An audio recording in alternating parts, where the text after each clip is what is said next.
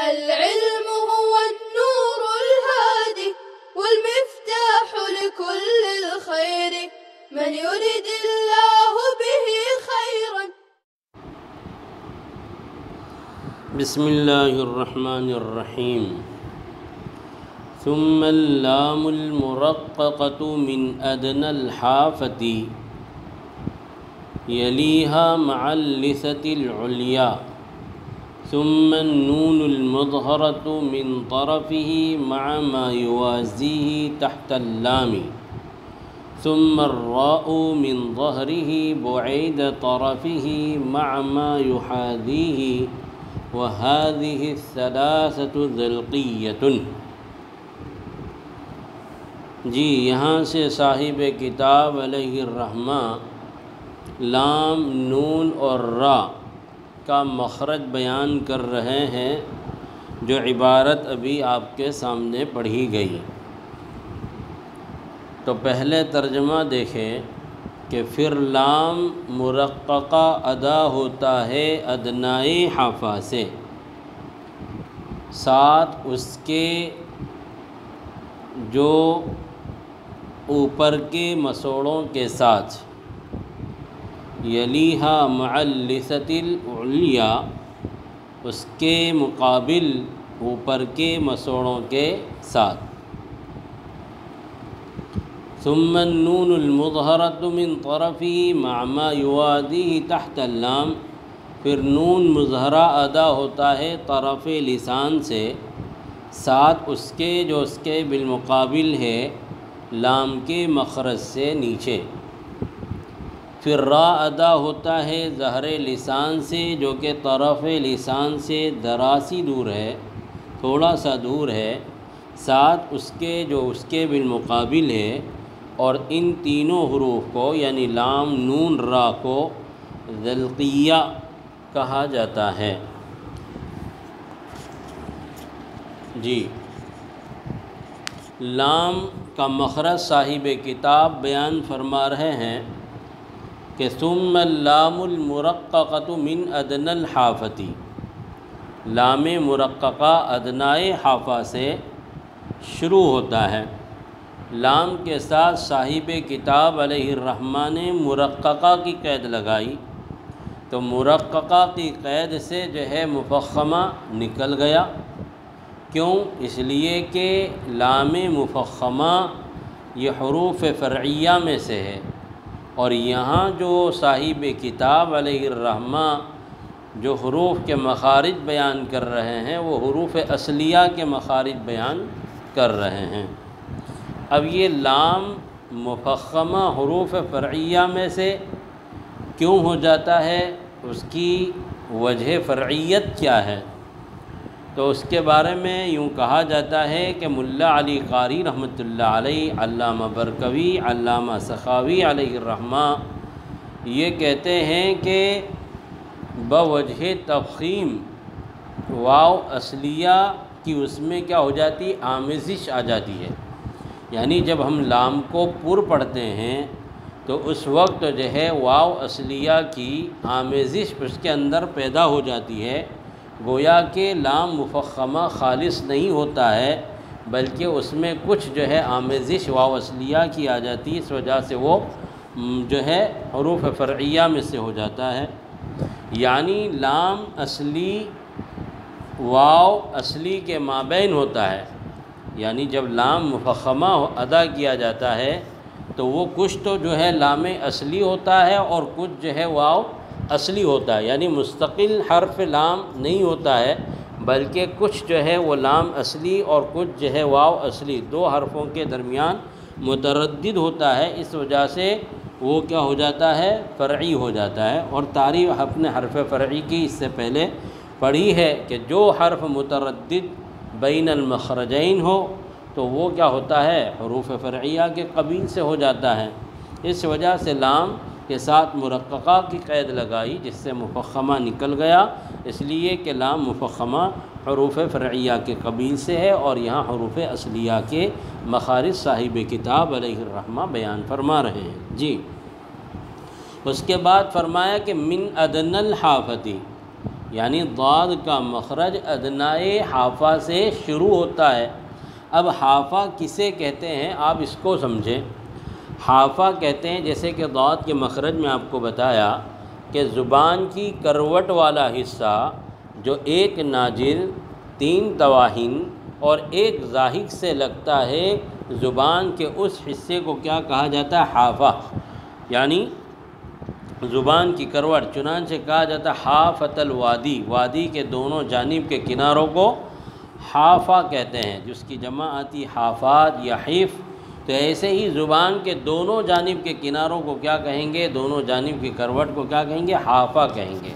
اور اس کی تفصیل آپ کے سامنے یہ بیان کی کہ ایک ناجز اور 3 تواہین اور ایک ضاحک سے زبان کا جو حصہ لگتا ہے وہ کیا کہلاتا ہے؟ حافہ کہلاتا ہے۔ جی، تو ضاد کا مخرج جو ہے کیا ہے؟ ادنائے حافہ سے شروع ہوتا ہے۔ یعنی صاحب کتاب علیہ الرحمہ نے کیا کہا کہ لام ادا ہوتا ہے ادنائے حافہ سے، یعنی یوں نہیں کہا کہ ثم اللام المرققۃ ادنی الحافۃ، مطلق ادنائے حافہ اس کا مخرج بیان نہیں کیا، بلکہ ادنائے حافہ اس کا مخرج بیان کیا۔ یعنی مطلب کیا کہ ضاد کا جو مخرج تھا وہ تو مکمل حافہ سے ادا ہوتا تھا اور مکمل ضاد کا مخرج حافہ تھا، لیکن لام کا جو مخرج ہے وہ ادنائے حافہ ہے، اور ادنائے حافہ میں من کہا، یعنی من ادنی الحافتی، ادنائے حافہ سے شروع ہوتا ہے، یعنی صرف ادنائے حافہ ہی نہیں ہے بلکہ اور بھی اس کا مخرج ابھی باقی ہے، جیسا کہ ابھی آپ کے سامنے تشریح کی جائے گی۔ تو لام میں مرققہ کا مخرج ادنائے حافہ سے شروع ہوتا ہے۔ تو ادنائے حافہ کس کو کہیں گے؟ زبان کی کروٹ کا وہ حصہ جو ضاحک سے لگتا ہے، وہ حصہ کیا کہلاتا ہے؟ ادنائے حافہ۔ تو ثم اللام المرققۃ من ادنی الحافۃ، پھر اس کے بعد کیا کہا کہ یلیہا، اس کے سامنے یا وہ جس سے ملتا ہے، یعنی کس سے؟ مع اللثۃ العلیٰ، اوپر کے مسوڑوں کے ساتھ۔ اب اوپر کے مسوڑوں کے ساتھ تو ظاہر سی بات ہے کہ اوپر کے مسوڑے کون ہوتے ہیں؟ تو کہا کہ ثنایا، اور اسی طریقے سے رباعی، اور اسی طریقے سے انیاب کے اوپر جو دانتوں سے اوپر جو ہیں وہ کیا کہلائیں گے؟ مسوڑے کہلائیں گے۔ تو اوپر کے مسوڑوں کے ساتھ، اور آپ کو معلوم ہونا چاہیے کہ مع اللثہ کا یعنی اوپر کے مسوڑوں کے ساتھ، یعنی اوپر کے مسوڑوں میں مع اللثہ، لثہ کا ذکر جو ہے یہ طرف لسان کو کیا ہے؟ مستلزم ہے۔ کیوں؟ اس لیے کہ زبان کا وہ حصہ جو ثنایا اور رباعی اور انیاب سے جو ملتا ہے وہ کیا کہلاتا ہے؟ طرف لسان کہلاتا ہے۔ تو یلیہا مع اللثہ، تو گویا کہ یہاں پر اب اس کو لام کے مخرج کو یوں سمجھے کہ ادنائے حافہ یعنی ایک جز کو ذکر کیا، اور اس کے بالمقابل جو ہے اس کا دوسرا جز کون سا رہے گا؟ ضاحک۔ اس لیے کہ ادنائے حافہ سے جو ڈاڑھ لگتی ہے وہ کون ہے؟ ضاحک ہے۔ تو ادنائے حافہ کا ذکر جو ہے وہ ضاحک کے ذکر کو کیا ہے؟ مستلزم ہے۔ اور اسی طریقے سے لثۃ علیٰ کا ذکر جو ہے وہ طرف لسان کے ذکر کو کیا ہے؟ مستلزم ہے۔ تو گویا کہ اس طریقے سے صاحب کتاب علیہ الرحمہ نے تو لام کے مخرج کے بیان کرنے میں بڑے اختصار سے کام لیا ہے، لیکن جو ہے مرجع القراء حضرت قاری محب الدین صاحب رحمۃ اللہ علیہ اپنے والد محترم کی اردو تصنیف ضیاء القراءت کی شرح تنویر المرات میں تحریر فرماتے ہیں کہ مسوڑوں کے مقابل کنارے زبان کو اردو میں کیا کہا جاتا ہے؟ طرف زبان کہتے ہیں۔ مسوڑوں کے مقابل کنارے زبان کو کیا کہیں گے اردو میں؟ طرف لسان کہا جاتا ہے۔ تو اب ظاہر سی بات ہے کہ لثۃ علیٰ کا ذکر جو ہے طرف زبان کے ذکر کو کیا ہے؟ لازم ہے، اور ادنائے حافہ کا ذکر جو ہے ضاحک کے ذکر کو کیا ہے؟ مستلزم ہے۔ تو گویا کہ اب لام کے مخرج میں کتنے جز ہوئے؟ 4 جز ہوئے، یعنی لام ادا ہوتا ہے ادنائے حافہ مع ضاحک اور اوپر کے مسوڑے مع جو ہے طرف لسان کے۔ تو ہم اپنی زبان میں اب لام کا مخرج اس طریقے سے بیان کریں گے کہ لام کا مخرج زبان کا کنارہ مع ادنائے حافہ، ایک زاحک سے لے کر دوسرے زاحک تک اوپر کے دانتوں کے مسوڑوں کے ساتھ۔ جی، تو لام کا مخرج زبان کا کنارہ ایک زاحک سے لے کر دوسرے زاحک تک اوپر کے دانتوں کے مسوڑے، اس طریقے سے جو ہے لام کا مخرج ہوا۔ جی، اس کے بعد صاحب کتاب علیہ الرحمہ یہاں پر لام کے مخرج میں کہا کہ اللام المرققۃ من ادنی الحافۃ یلیہا مع اللثۃ العلیٰ۔ اب یہاں پر یہ سمجھنا چاہیے کہ لام جو ہے بیک وقت دونوں جانب سے ادا ہوگا، یعنی اسی لیے کیا مخرج بیان کیا ہم نے اپنی زبان میں کہ لام کا مخرج زبان کا کنارہ ایک زاحک سے لے کر دوسرے زاحک تک اوپر کے دانتوں کے مسوڑے، تو ایک زاحک سے دوسرے زاحک، یہ دو زاحک ہوئے، پھر ایک ناف سے لے کر دوسرے ناف تک کتنے ہو گئے؟ 4 ہو گئے، ایک رباعی سے لے کر دوسرے رباعی کتنے ہو گئے؟ 6، اور 2 ثنایا، یعنی لام کے مخرج میں کل 8 دانتوں کا کیا ہے؟ دخل ہے۔ تو اس طریقے سے لام جو ہے، لام کا مخرج کیا ہے؟ وسیع ترین ہے۔ اسی لیے علماء تجوید نے فرمایا ہے کہ سب سے بڑا جو مخرج ہے وہ کس کا ہے؟ لام کا ہے، اس لیے کہ لام کے اندر کتنے دانتوں کا دخل ہے؟ 8 دانتوں کا کیا ہے؟ دخل ہے۔ جی، جبکہ جو ہے ضاد کے اندر کیا ہے؟ 5 ڈاڑوں کا دخل ہوتا ہے اور حافہ کا دخل ہوتا ہے، جبکہ لام کے اندر کتنے دانت ہے؟ جو ہے 2 زاحک، 2 انیاب، 2 رباعی اور 2 ثنایا، کل 8 دانتوں کا دخل ہے۔ تو گویا کہ لام کا مخرج سب سے وسیع ترین ہے۔ اب لام کا مخرج، لام کے ادا کرتے وقت ہم زبان کے جو کنارے ہیں ان کو دونوں طرف لگائیں گے، یعنی داہنی طرف جو ہے جو زاحک ہے اس پر بھی لگائیں گے، بائیں طرف کے زاحک پر بھی لگائیں گے، داہنی طرف کے انیاب اور بائیں طرف کے انیاب، داہنی طرف کے جو ہے رباعی اور بائیں طرف کے رباعی اور 2 ثنایا، اس طریقے سے زبان کا کنارہ ان 8 دانتوں میں لگے گا اور لام اس سے ادا ہوگا۔ اب سوال یہ پیدا ہوتا ہے کہ لام کا مخرج جو ہے جب اتنا بڑا ہے تو اس کے اندر صفت استطالت کیوں نہیں ہے؟ ایک سوال پیدا ہوتا ہے، اس لیے کہ ضاد کے اندر تو صفت استطالت ہے، اور اس کی وجہ یہ ہے کہ اس کا مخرج بھی کیا طویل ہے، تو لام کا مخرج سے اس سے بھی زیادہ طویل ہے، تو پھر اس میں صفت استطالت ہونی چاہیے۔ تو اس کا جواب یہ ہے کہ لام کا مخرج جو ہے کیا ہے؟ مقوس ہے، یعنی چوڑائی میں ہے، جبکہ ضاد کا مخرج کیا ہے؟ لمبائی میں ہے، یعنی ضاد کا مخرج جو ہے آواز کی سمت میں ہے، اس لیے کہ آواز کدھر سے نکلتی ہے؟ پھیپھڑے کی طرف سے نکلتی ہے، یعنی سینے کی طرف سے نکلتی ہے اور منہ پر کیا ہوتی ہے؟ ختم ہو جاتی ہے، جبکہ لام کے اندر جو ہے آواز کیا ہوتی ہے؟ جو ہے آواز ایک طرف سے دوسری طرف کو جاتی ہے، یعنی آواز دونوں جانب میں ہوتی ہے، جبکہ ضاد کے ادا کرتے وقت آواز پوری جو ہے مخرج کی سمت میں ہوتی ہے، یعنی لمبائی میں ہوتی ہے۔ اس وجہ سے جو ہے صفت استطالت جو ہے ضاد میں تو تسلیم کی گئی ہے لیکن لام میں جو ہے تسلیم نہیں کی گئی ہے۔ اور دوسری وجہ یہ بھی ہو سکتی ہے کہ لام جو ہے بیک وقت جو ہے زبان کے کنارے جو ہے اوپر کے دانتوں کے مسوڑے میں لگتے ہیں، جبکہ ضاد کے اندر زبان کی کروٹ ڈاڑھوں کی جڑ میں جو ہے بتدریج ایک کے بعد دیگر لگتی ہے، اس وجہ سے جو ہے لام کے اندر صفت استطالت نہیں ہے۔ جی آگے چلیے، ثم النون المظہرۃ من طرفہ مع ما یوازیہ تحت اللام۔ جی اس کو سمجھنے سے پہلے یہ سمجھے کہ لام جو ہے ہمیشہ ہر حال میں کیا ہوتا ہے؟ باریک ہوتا ہے، سوائے لفظ اللہ کے لام کے، اور وہ بھی کب؟ جبکہ لام جلالہ سے پہلے فتحہ یا ضمہ ہو تو پر ہوگا اور کسرہ ہو تو باریک ہوگا، اس کے علاوہ اور کوئی بھی لام جو ہے پر ہوتا نہیں ہے، بلکہ ہر لام کیا ہوگا؟ پر ہوگا، جبکہ دیگر روایات میں لام مفتوحہ سے پہلے ضاد یا ضا یا صاد ہو تو وہ کیا کرتے ہیں؟ اس کو پر کرتے ہیں، لیکن ہماری روایت حفص میں جو ہے کوئی بھی لام جو ہے پر ہوگا نہیں سوائے لام جلالہ کے، اس لیے خاص طور پر دھیان رکھیں کہ کوئی بھی لام پر ہونا نہیں چاہیے۔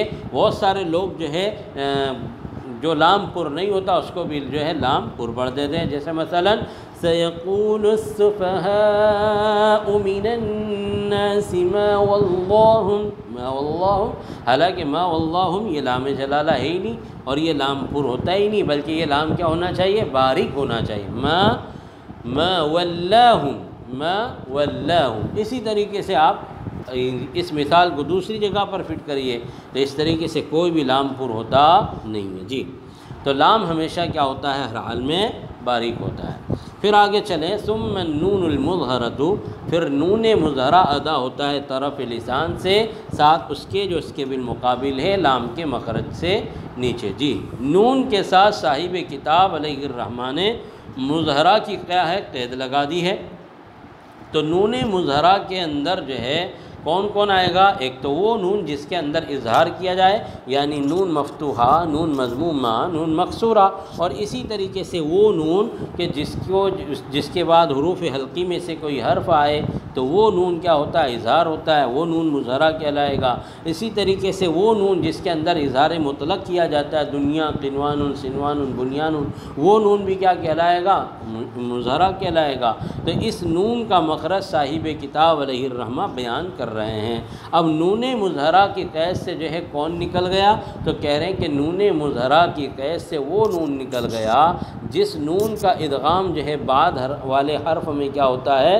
ادغام تام ہوتا ہے. جیسے من لدنہ، من ربہ، تو یہاں پر چونکہ نون کا وجود ہی کیا ہو گیا؟ ختم ہو گیا، لہذا وہ نون اس سے نکل گیا. اسی طریقے سے وہ نون جس کا ادغام کیا ہوتا ہے؟ ناقص ہوتا ہے. جیسے من یقول میں نون کا ادغام یا میں، اور منوال میں نون کا ادغام کس میں؟ واو میں، تو یہ ناقص ہوتا ہے، اس لیے کہ یہ جو ہے کیا ہے؟ فرعی ہے. اور اس صورت میں جو ہے نون آدھا اپنے مخرج سے ادا ہوتا ہے اور آدھا جو ہے بعد والے حرف کے مخرج سے ادا ہوتا ہے یا خیشوم سے ادا ہوتا ہے. اس وجہ سے وہ کیا ہو جاتا ہے؟ فرعی ہو جاتا ہے، اس لیے وہ نکل گیا. اور یہاں صاحب کتاب کو مخارج بیان کرنے مقصود حروف اصلیہ کے. اسی طریقے سے مظہرہ کی قید سے کیا ہو گیا؟ نون مخفی بھی نکل گیا. اور نون مخفی کیوں نکل گیا؟ اس کی وجہ یہ ہے کہ نون جب جو ہے نون کے اندر اخفا کیا جاتا ہے، اور نون میں اخفا کب کیا جاتا ہے؟ جب کہ نون ساکن کے بعد یا تنوین کے بعد اخفاء حقیقی کے 15 حروف میں سے کوئی حرف آئے تو وہاں نون کا اخفا ہوتا ہے. اور جب نون کا اخفا ہوتا ہے تو وہ اپنے مخرج اصلی سے ادا نہیں ہوتا ہے، بلکہ کچھ اپنے مخرج اصلی زبان کے کنارے اور اوپر کے دانتوں کے مسوڑے سے، اور کچھ جو ہے خیشوم سے ادا ہوتا ہے. تو گویا کہ نون مخفی مخرج اصلی اور اسی طریقے سے خیشوم کے درمیان کیا ہوتا ہے؟ دائر ہوتا ہے. اور آپ نے تعریف پڑھی ہے حرف فرعی کی کہ جو حرف جو ہے اپنے مخرج اور دوسرے حرف کے مخرج کے درمیان میں دائر ہوتا ہے وہ حرف فرعی ہوتا ہے. اس وجہ سے نون مخففہ کیا ہوتا ہے؟ حروف فرعیہ کے قبیل سے ہوتا ہے. اس وجہ سے مظہرہ کی قید لگا کر مخفی کو کیا کر دیا گیا ہے؟ خارج کر دیا گیا ہے. جی پھر نون مظہرہ ادا ہوتا ہے کس سے؟ طرف لسان سے. طرف لسان کس کو کہتے ہیں؟ ابھی آپ کے سامنے آ گیا. یعنی کیا؟ زبان کا کنارہ جو ثنایا اور رباعی اور انیاب میں جو لگتا ہے اس کو کیا کہیں گے؟ طرف لسان کہا جاتا ہے. جی تو ما یوازی ہی، ساتھ اس کے جو اس کے بالمقابل ہے. اب طرف لسان صرف یہاں پر صاحب کتاب نے نون کے اندر کیا کہا کہ ثم النون المظہرۃ من طرفہ، طرف لسان سے ما یوازی ہی، ساتھ اس کے جو اس کے بالمقابل ہے. کیونکہ طرف لسان جب صاحب کتاب نے بیان کر دیا اور یوں کہا کہ ساتھ اس کے جو اس کے بالمقابل ہے، اور طرف لسان جب جو ہے کہہ دیا تو اس کا مطلب یہ ہوگا کہ طرف لسان کے مقابلے میں کون آتا ہے؟ ثنایا اور اسی طریقے سے رباعی اور اسی طریقے سے جو ہے انیاب. تو یہ جو ہے ثنایا، رباعی، انیاب کے جو مسوڑے ہوں گے زبان کا کنارہ اس میں لگے گا اور اس سے کیا ادا ہوگا؟ نون ادا ہوگا. اور صاحب کتاب نے یہاں پر تحت اللام فرمایا. کیا فرمایا؟ تحت اللام فرمایا. جبکہ لام کے مخرج میں صاحب کتاب نے کیا فرمایا تھا؟ من ادنى الحافتی، یعنی لام کے اندر ادنائے حافہ کا بھی دخل ہے، جبکہ نون کے اندر جو ہے ادنائے حافہ کا بھی دخل نہیں ہے، بلکہ وہ جو ہے اس کا مکمل مخرج کیا ہے؟ طرف لسان ہی ہے. اور لام اور جو ہے نون کے مخرج میں یہی ما بہل کیا ہے؟ امتیاز یہ ہے کہ لام ادنائے حافہ سے شروع ہوتا ہے اور طرف لسان پر ختم ہوتا ہے، یعنی ظاہر سے شروع ہو کر ثنایا پر ختم ہوتا ہے، جبکہ نون مظہرہ جو ہے انیاب سے شروع ہوتا ہے اور ثنایا پر ختم ہوتا ہے، جبکہ اس سے پہلے جو ضاد کا مخرج بیان کیا تھا اس کا مکمل مخرج تو کیا تھا؟ حافہ لسان تھا، یعنی جو ہے ضاد حافہ لسان سے مکمل ادا ہوتا ہے، حافہ پر ختم ہوتا ہے، جبکہ لام حافہ سے کیا ہوتا تھا؟ شروع ہوتا تھا۔ بہرحال اس طریقے سے یہ جو ہے لام اور جو ہے نون کے مخرج میں مابہل کیا ہے؟ امتیاز سے ہے، اسی لیے صاحب کتاب علیہ الرحمہ نے تحت اللام کہہ کر اس کی کیا کر دی؟ وضاحت کر دی، اور تحت اللام کا فائدہ یہی ہے کہ نون کے اندر حافہ کا کوئی دخل نہیں ہے، سمجھے؟ اور یہی جو ہے مابہل امتیاز شے ہے، کس میں؟ لام میں اور اسی طریقے سے نون میں، کہ لام میں ادنیٰ حافہ کا دخل بھی ہے، جبکہ جو ہے نون کے اندر حافہ کا کوئی دخل نہیں ہے۔ جی تو پھر نون مظہرہ ادا ہوتا ہے طرف لسان سے، ساتھ اس کے جو اس کے بالمقابل ہے لام کے مخرج کے ذرا نیچے سے۔ جی تو اب یہاں پر یہ بات سمجھیے کہ لام کے مخرج کے ذرا نیچے سے، اور اس کے بالمقابل ہے جس کو جو ہے ہم اپنی عام زبان میں نون کا مخرج یوں بیان کرتے ہیں کہ نون کا مخرج زبان کا کنارہ ایک ناب سے لے کر دوسرے ناب تک اوپر کے دانتوں کے مسوڑے۔ ابھی آپ کو اس سے پہلے بتایا کہ لام کے مخرج میں ادنیٰ حافہ اور زبان کا کنارہ، اسی طریقے سے ضاحک، اور اسی طریقے سے 6 دانت اور 2 دائی، اس طریقے سے 8 دانتوں کا دخل ہے، جبکہ نون کے اندر جو ہے 8 نہیں بلکہ 6 دانتوں کا دخل ہے، یعنی 2 ثنایا، اسی طریقے سے 2 رباعی اور اسی طریقے سے 2 انیاب۔ تو نون کا مخرج کیا ہوا؟ زبان کا کنارہ ایک ناب سے لے کر دوسرے ناب تک اوپر کے دانتوں کے مسوڑے۔ جی یہاں تک ہمارا نون کا مخرج مکمل ہوا۔ ثم الراء سے اگلا سبق انشاءاللہ آئندہ شروع ہوگا۔ السلام علیکم ورحمۃ اللہ وبرکاتہ۔ السلام عليكم، لا تنسوا الاعجاب بالفيديو والاشتراك في القناة تشجيعا لنا لنستمر بنشر المزيد إن شاء الله.